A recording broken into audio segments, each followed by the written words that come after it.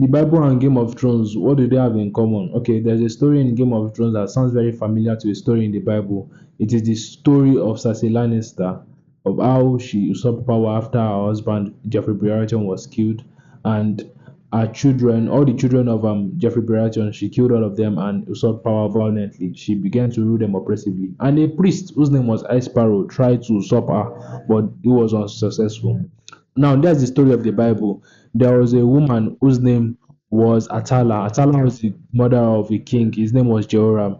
But Jehoram died briefly after an illness, and she usurped the throne. She also took it violently. And now, this is the story I'm going to, the story of where they tried to usurp her. The difference between the Game of Thrones version and the Bible version is that, yeah, they were able to usurp the queen. So what happened was that when she was killing all the heirs, one of the sisters of Jehoram had hidden one of his sons because she didn't want the boy to be killed. And the name of the boy was Joash. So when Joash came of age after 6 years, a priest whose name was Jehoiada called all the Levites and called all of them and said, you know what, all of you take weapons. We're going to secure this ground today.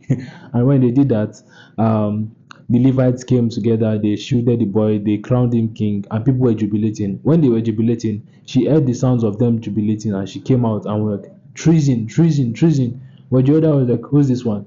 Please bundle her, take her out of the temple, and make sure you kill her outside the temple because she does not deserve to be killed in the temple. So they did all that, and Joash became the new king. So the difference between Game of Thrones and Bible is that, man, they were able to take the power from the oppressor, unlike Game of Thrones. And it's also significant about the relevance of the church and religious bodies when it comes to taking power from oppressors. I'm just thinking out loud, allegedly. Bye.